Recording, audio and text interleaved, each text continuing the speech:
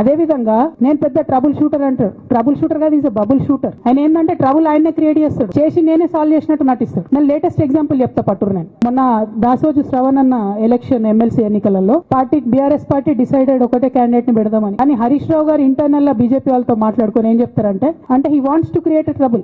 ఈ క్రైసిస్ లో ఆల్రెడీ మన పార్టీలోకి వెళ్ళి 10 మంది ఎమ్మెల్యేలు వెళ్ళిపోయినాక 38 మందిలో 10 మంది పోయినాక నువ్వు ఇంకో సెకండ్ క్యాండిడేట్ ని పెడితే ఎంత కన్ఫ్యూజన్ అయితే ఎవరెవరు ఎటెట్ ఓట్లు వేస్తారు. అంటే హార్స్ ట్రేడింగ్ కి ఈయన ట్రబుల్ షూటర్ గారు ట్రబుల్ ఓపెన్ చేస్తారు అన్నట్టు. నాకెందుకో లక్కీగా ఒక బీజేపీ ఎమ్మెల్యే గారు ఫోన్ చేసి అక్క మరి పెద్ద సార్ పర్మిషన్ ఉందా హరీష్ అని ఇట్లా అంటున్నారంటే నేను డైరెక్ట్ పెద్ద సార్కే ఫోన్ చేసి నాన్న మరి ఇట్లా అంటున్నారు, మనం సెకండ్ క్యాండిడేట్ పర్మిషన్ ఇస్తారంటే nothing doing, only Shravan will get elected. ఎవరు చెప్పారు మీకు అన్నారు.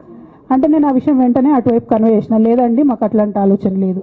ఎందుకు ఈ రీసెంట్ ఎగ్జాంపుల్ చెప్తున్నా ఇవాళ అంటే హరీష్ రావు గారు ట్రబుల్ క్రియేట్ చేసి ట్రబుల్ని మాఫీ చేసినట్టుగా ప్రయత్నం చేస్తారు. బీఆర్ఎస్ కార్యకర్తలందరికీ నేను నా తమ్ముళ్ళకి రిక్వెస్ట్ చేసి చెప్తున్నా, మా చెల్లెలకు రిక్వెస్ట్ చేసి చెప్తున్నా, మీకు పెద్ద స్థాయిలో జరిగే అన్ని విషయాలు తెలియదు.